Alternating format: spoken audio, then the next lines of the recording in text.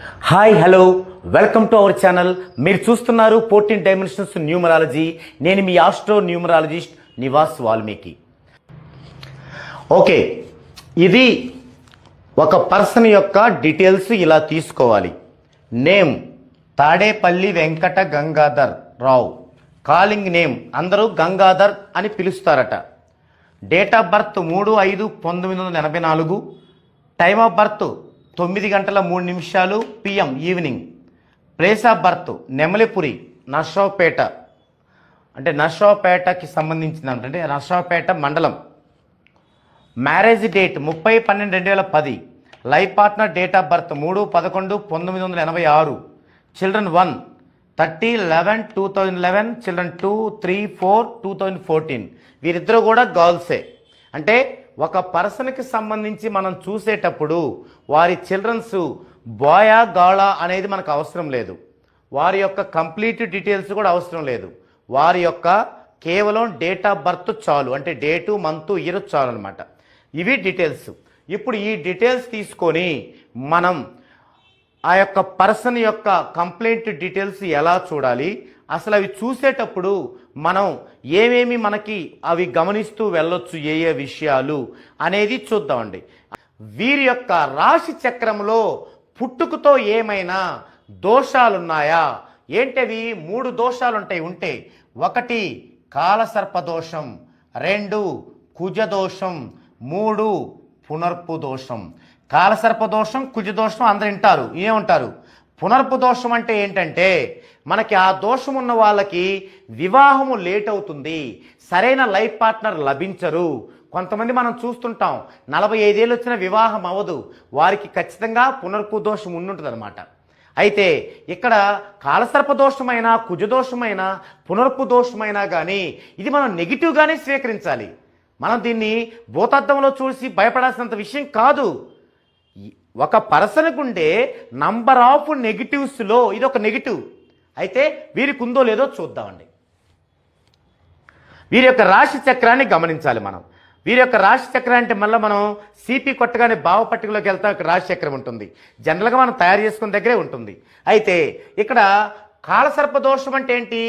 లగ్నములో రాహు ఉంటే కాలసర్ప దోషం ఉంటుంది, ద్వితీయములో రాహు ఉంటే కాలసర్ప దోషం ఉంటుంది, అలాగే షష్టమములో 6లో, సప్తమములో 7లో, అష్టమములో 8లో రాహు ఉంటే కాలసర్ప దోషం ఉంటుంది. తర్వాత వ్యయములో రాహు ఉంటే 12లో రాహు ఉన్నా కూడా కాలసర్ప దోషం ఉంటుంది. ఇది ఒక పద్ధతి. రెండో పద్ధతి, ఇవి నార్మల్ కాలసర్ప దోషాలు. మరి స్ట్రాంగ్గా ఉండే కాలసర్ప దోషం అంటే 2 గ్రహాల మధ్య, అంటే రాహుకేతువుల మధ్య ఒక పక్కనే అన్ని గ్రహాలు ఉంటే దాన్ని స్ట్రాంగ్ కాలసర్ప దోషము అంటారు. ఉదాహరణకి ఇలా రాశి చక్రం ఉంటుంది, మనకి ఇక్కడ రాహు ఉంది, ఇక్కడ కేతు ఉంది, మిగతా గ్రహాలన్నిటే ఉన్నాయి, ఇంగిట్లేవు. దీన్ని స్ట్రాంగ్గా ఉండే కాలసర్ప దోషం అంటారు. ఇవి 12 రకాలు ఉంటాయి. దీనికి సంబంధించిన కంప్లీట్ వీడియో మనది ఇదే ఛానల్లో వస్తుంది, కేర్ఫుల్గా చూడండి. అయితే ఇక్కడ గమనిస్తే ఫస్ట్ ఇది చూద్దాం. రాహుకేతుల మధ్య గ్రహాలన్నీ ఉన్నాయా? రాహు ఎక్కడున్నాడు?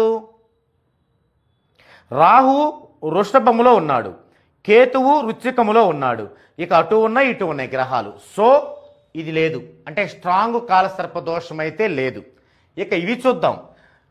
రాహు ఎక్కడున్నాడో చూద్దాం. మనం చూస్తే రాహులో 13 డిగ్రీలో ఉన్నాడు, కానీ అక్కడ 6వ భావం ఉంది, అంటే దాంట్లో లేనట్టు. సరే, దానికి ముందు 5వ భావంలో ఉన్నట్టు, అంటే రాహు ఎక్కడున్నాడు? 5లో ఉన్నాడు. మరి 5లో ఉంటే కాలసర్ప దోషం లేదు కదా. మనకు ఉంటే 1 2 6 7 8 12, 5లో ఉంటే లేదు. సో వీరికి కాలసర్ప దోషము లేదు. ఇక కుజదోషం చూద్దామండి. కుజదోషం ఉండాలంటే కుజుడు 2 4 8 12లో ఉంటే కుజదోషం. 1లో ఉంటే కుజదోషం ఉండదు, కానీ పనులు ఆగిపోతూ ఉంటాయి. సరే, వీరికి ఎక్కడున్నారు కుజుడు చూద్దామండి.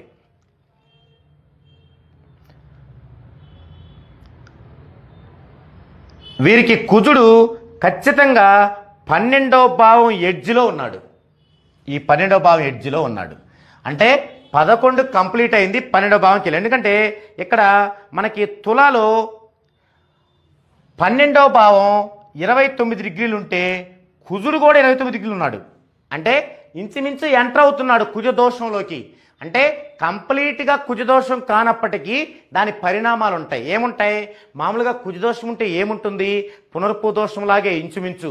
అంటే వివాహం బాగా జరగకపోవటం, సరైన లైఫ్ పార్ట్నర్ లభించకపోవటం, తర్వాత ఆర్థిక పరమైనటువంటి ఇబ్బందులు ఎదురవ్వటం, ఇలాంటివన్నీ జరుగుతుంటాయి అన్నమాట. సో వీరికి స్టార్టింగ్లో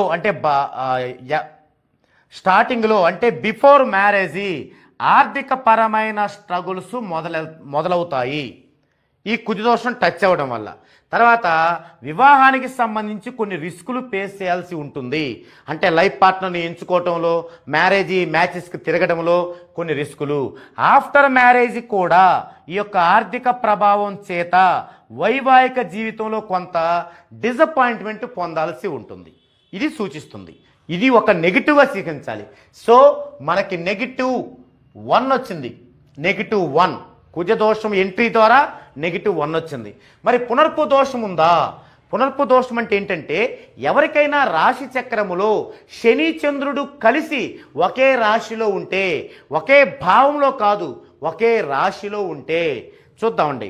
శని ఎక్కడున్నారు? ఈయనకి శని తులలో ఉన్నారు. మరి చంద్రుడు ఎక్కడున్నారు? చంద్రుడు వృషభంలో ఉన్నారు. సో ఛాన్సే లేదు. పునర్పు దోషం లేదు, కాలసర్ప దోషం లేదు, కుజదోషం కూడా తగు మోతాదులో ఉంది. ఇది ఒక నెగిటివ్గా తీసుకుందాం మనం. ఇప్పుడు ఒక నెగిటివ్ వచ్చింది. సో ఇక మనం దీనికి సంబంధించి ఆస్ట్రాలజీకి సంబంధించిన న్యూమరాలజీ పార్ట్ ఏదైతే ఉందో అది ఫినిష్ అయిపోయింది. ఇక మనం న్యూమరాలజీలో ఉన్న ఎక్స్టెన్షన్లోకి ప్రవేశిస్తున్నాం. దానిలో మొట్టమొదట చేయాల్సిన టాపిక్ ఏంటంటే, వీరి యొక్క డేట్ ఆఫ్ బర్త్ ఏంటి, ప్యాటర్న్ ఏంటి, డెస్టినీ ఏంటి, వీరి యొక్క లైఫ్ ఎలా ఉండబోతుంది, వీరికి ఏ సంవత్సరాలు ఇంపార్టెంటు, ఈ టాపిక్ ఇప్పుడు చూద్దామండి. ఓకే, ఇప్పుడు ఇక ఎక్స్టెన్షన్గా ఉన్నటువంటి మన అసలైన న్యూమరాలజీ పార్ట్లోకి వెళ్తున్నాం. ఆ వెళ్ళడానికంటే ముందు కొసమెరుపు ఇంకొకటి ఏంటంటే, ఇదే గనక మనం చిన్న పిల్లలకి చూసినట్లయితే, అంటే అప్పుడే పుట్టిన బర్త్ బేబీస్కి చూసినట్లయితే, ఈ అంశాలతో పాటుగా ఇంకొక అంశం చూడాలి. అదే ఏంటంటే, నక్షత్ర దోషం ఏమైనా ఉందా? అలా దోషపూరిత నక్షత్రంలో గనక వాళ్ళు జన్మించి ఉంటే, ఆ నక్షత్ర పాదాన్ని బట్టి ఎవరికి ప్రాబ్లం దానివల్ల అనేది మనం నిర్ణయించి దాన్ని -2గా తీసుకోవాలి. ఇప్పటికి -1 అయిపోయింది. ఇప్పుడు అది కూడా ఉంటే -2 తీసుకోవాలి.